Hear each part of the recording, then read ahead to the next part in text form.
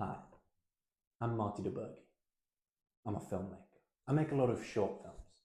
That one about those two totally straight guys hiking up to that church just outside Corfe Castle and kissing under the sunrise. That's one of mine.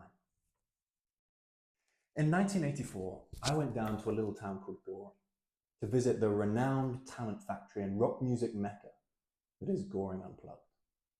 That night, I heard a band that for me redefined the word rock and roll.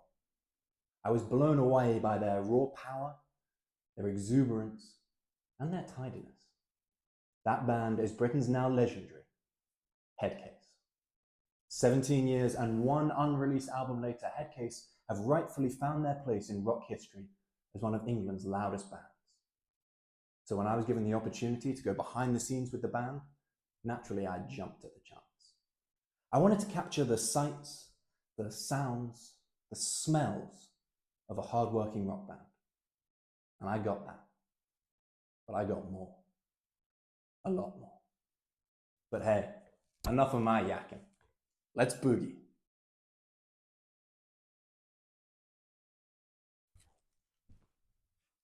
Everything okay? Yep. Just take it out.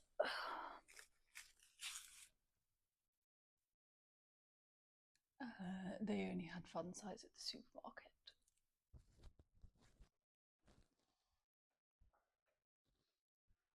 So, tell me a bit more about the band. What was it like in the early days? It was crazy. When we were starting out, we hadn't really found our sound or our music, if you will. It was just a jumbling together of noise without any direction or purpose. Oh, the early days, that was something, let me tell you. If you give a bunch of small lads a bunch of money and access to drugs and gambling and, well, what do you think it would go like? Can't remember that far back. Just good camaraderie with my other bandmates, and yeah, just making beautiful music, making people happy. When I first heard of this band, it was like a message from above. The part of my life that had been missing. The band kind of mean everything to me, really. When I think of all the bands in the world, Headcase are the number one for me. Floyd, Headcase, Flock of Seagulls, they were the bands that rocked my world. Dun, dun, dun, dun, dun, dun, dun, dun, dun. Oh yeah, Headcase, man. I love those guys. Wow. I mean, they're the reason I play today. So let's talk a little bit about the history of the band. I understand you were all in separate projects beforehand. Yeah. So I started off in a band called Natty and the Dreads, and then Natty left, and so it was a solo project, just me as Dr. Dread, but that wasn't very successful, and so I was really grateful when I met these two. I was just in a solo group as well, actually. Had my album 11 in Singing, actually did quite well. A few songs from that, One More Song, Dark House, and then most famously, Broken Hearts. Hauntingly beautiful. I was in a band before this one as well called the Arctic Monkeys. We sung predominantly sort of sea shanties and other such marine songs, the type. Anyway, there's another band, the Arctic Monkeys, who weren't all pretty pleased with our name, and it all got pretty messy, pretty uncomfortable. And then we all came together. Where was it again? Where was it? Oh, in the queue for that nightclub. That new nightclub in London. Yeah. The opening of that. Lost. You were. I was, yeah. You But we all met each other there, and we just hit it off, and we created this band, the Mental Headcases. The Mental Headcases. Yeah. Very good. Not everyone liked that name, did they? No, people hated that name. Actually, that's why we had to shorten it to Headcase. Actually. Yeah. There's such a fine line between clever and stupid. Do you remember when we went to that festival? I think it was in Norfolk, in about 83, 82, and we went together and we came across that amazing band, Headcase. Oh, I think it was the last time I felt cool. I remember going to a concert once and I woke up with vomit in my mouth, and I don't know whose vomit it was, but I thought, yeah, man, them's good times. The first time I saw the band, I was blown away. They were playing at a venue in the southwest of England, and I think they maybe have just come back from their hiatus because there was an energy in the room that night. It was electric. Headcase, yeah, I saw them. Western Superman, Butlins, I think it was. They were good right up until the singer threw up on the drummer. But it was 50p a ticket, like they did. They were pretty good. So tell me about your name. It's a very interesting name. Well, David or St Nukes? St. Nukes. St Nukes. Oh yeah, it's my dad's name. Well, he's named after an old saint, actually. It's an actual saint. It's an actual saint. Yeah. Patron saint of comfortable footwear. Yeah. Come up here, let me show you this. It's my Nirvana of all my guitars, all my toys. Over here, and you know what they say about what you want with your guitars, the number of guitars you want. There's a mathematic formula. I'm not just a guitarist, I'm a mathematician as well. I'm a mathematist. The formula is n+1. That's how many guitars you need. N being how many you already have. It's quite nifty, quite nice, isn't it? And you play all of these? Yeah, I play them. Yeah, I talk to them. I tell them my secrets. I worship them. I sleep with them. These really are my babies. They are. You take that quickly. This one, it's a Martin D18. Very nice guitar, as you can see, very sleek. Good. It's a good shape, and just the sound is very good. Do you hear the sound? The resonance on that. It keeps going. Yeah. Can you just be quiet if you? Yeah. I mean, I know that is. Yeah. Just be quiet. And it keeps going. You know what I'm saying? Is I can hear it. You can hear it. Yeah. You can. Yeah. This one actually is a Gibson, different to the Martins, and this one is a very vintage old guitar. As you can see, it's different colour. There's a scratch on this. I actually got this in Frankfurt when I played a show over there. They love the shows over there. And this one, a bit sharper. You hear that?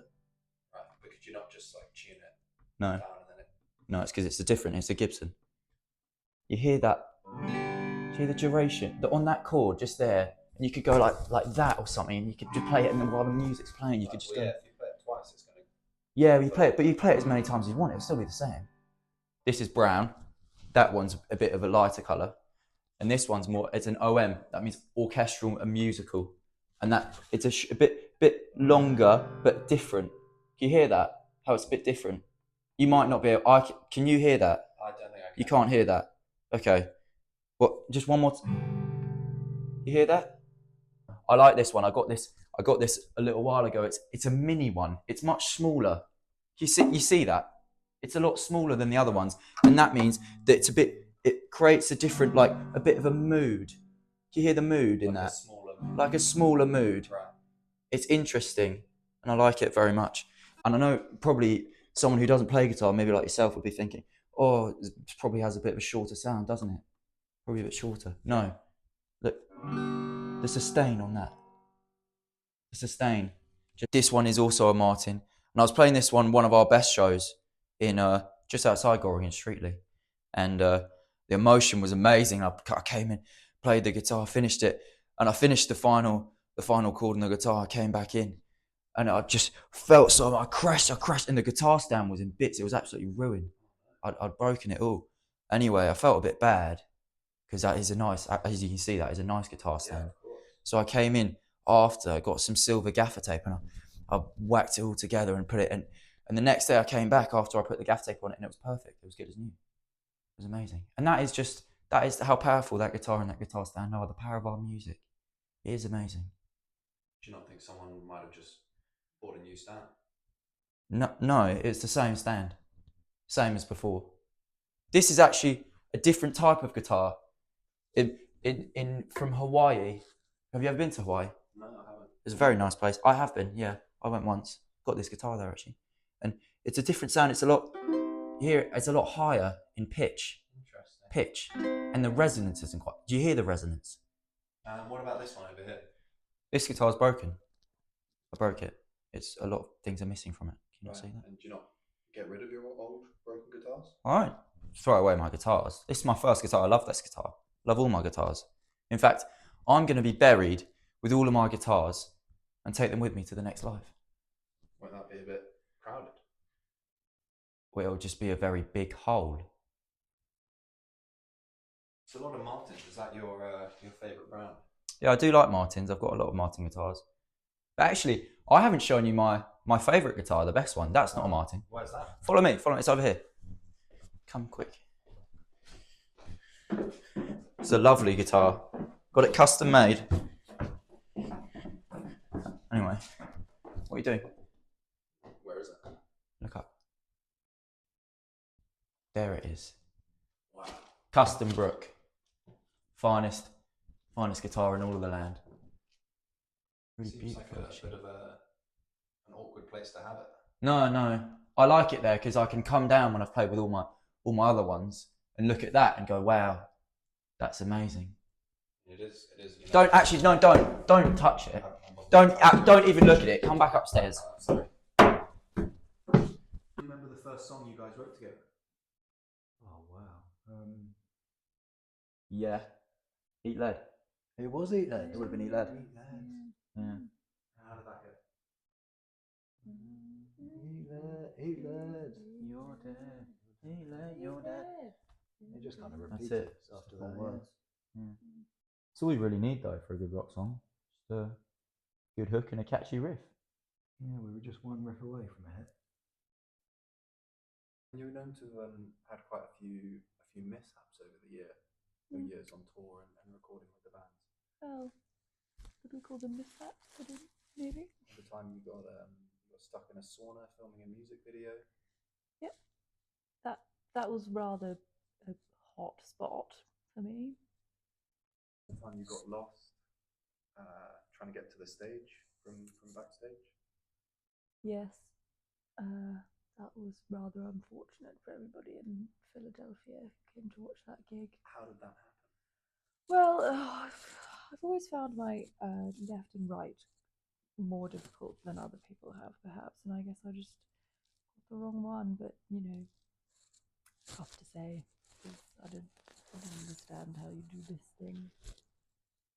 Silky guitar, timeless voice, incredible stage presence, like a groove that would get a giraffe dancing. Those lyrics rang true at every stage of my life, whether it be births, deaths, marriages.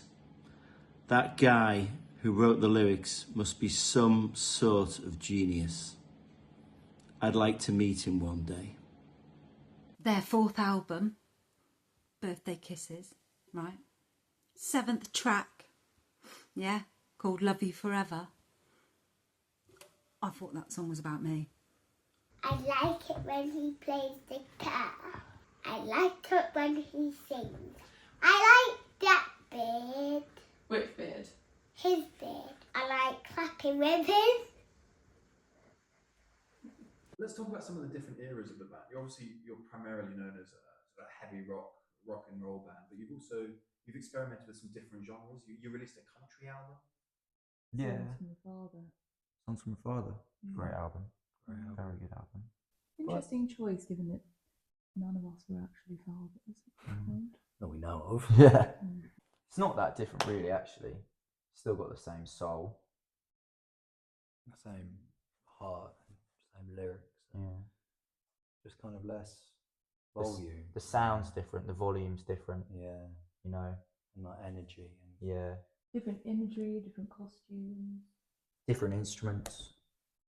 And a different soul, really. Yeah, different soul as well. Soul. Yes. What is life like as a world famous rock star? Well famous. Well, let me put it like this. Hey, David. Yeah? I borrow your phone charger. Only if you put it back exactly where you found it. Okay? Hold on. Are you wearing my National Trust socks? What words would I use? Confident, talented, poetic, groovy, cool, Yeah. hip, trendy, Yeah. and brilliant. Yeah. silky, magnificent, Genius. Life changing. So cool. entertaining, rhythmic, timeless, Incredible. sensational, Good. charismatic, exotic. We've had a bit of a revolving cast of other bandmates. Could you talk me through some of them? Yeah, so the first one who left us was Jimbo Stallard. Yeah. And what happened to him? He was found with his hand on his drumstick, actually, if you know what I mean. But one of those that the authorities authorities just said, we're just going to leave this one unsolved. Yeah, we'll just leave it. Then there was Sebastian James. Terrible story there. Oh, horrible! He was Got into amateur beekeeping. Stung by a wasp. There was Henry Jim Hart. Yeah. What happened to him? Horrible story. He was drumming away. We were live on stage, and then bang, spontaneously combusted. He was just gone. 1 minute drumming away, the next minute not. Tens of people spontaneously combust every year. Just goes unreported. Then we had Jimmer Williams. Jimmer. Yeah. Why did he leave? Ping pong accident. Jimmer actually, died. Slow and painful death, that one. Yeah, try not to think too much about it, really.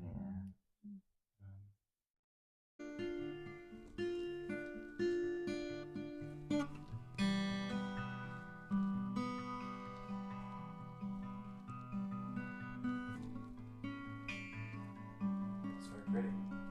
Yeah, it's a nice tune.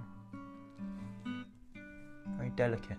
Very nice. It's a bit of a departure from your usual work, isn't it? Yeah, I guess it is. It's part of a musical trilogy I'm putting together in the key of D minor, right here.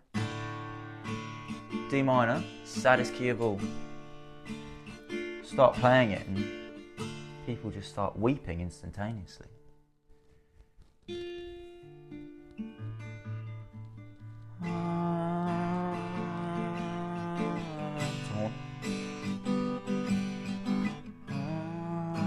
Another horn bit. Yeah, it's nice. Got many inspirations in my music. Gretchen Peters and Leonard Cohen. I like to think of this as a bit of a Grenard Poen piece, if you will. And what's it called? It's called Let Me Come on Your Face. How would you describe your philosophy as a human being? Have a good time all the time. That's my philosophy. Do everything once, and if you enjoy it, do it again. I've always quite liked the saying sex, drugs, rock and roll. And what do you think you'd be doing if you weren't a rock star? But as long as there was the sex and the drugs, I could probably do without the rock and roll, really. If I weren't a rock star, well, my first job was selling ciggies in the office, so probably like a poet or something. I don't know, really. I think there was no plan B. For me, it was rock or die. But if I didn't want to die, I guess where I feel most alive is in the wind. Surfing the wind. Is that a thing? This is Cindy's first moustache. What would you want written on your gravestone? Came out as he came in, smiling. Is that true? I don't know, actually. Nigels. Great rocker. Great man. You feel that sums you up. Well, the great rocker bit, definitely. Do you have any fears for your life? Well, you know, when I did join the band, they did say, well, this is like how it is. And I said to myself, well, the law of averages means that it can't be everyone who dies. They were incredible times, and they were personified by that band and what they did and what they brought to that time. Windsurf rock has never been the same without Headcase. Sorely missed. I'm waiting for the bootleg album to come out. Yeah, I hope they do another tour soon. Luckily, I'm a complete Headcase. Never stop the music. I don't want to get off. I've always kept their record. Oh. And Have I you describe really? it as a bit of black plastic Yeah. that was big when you were little.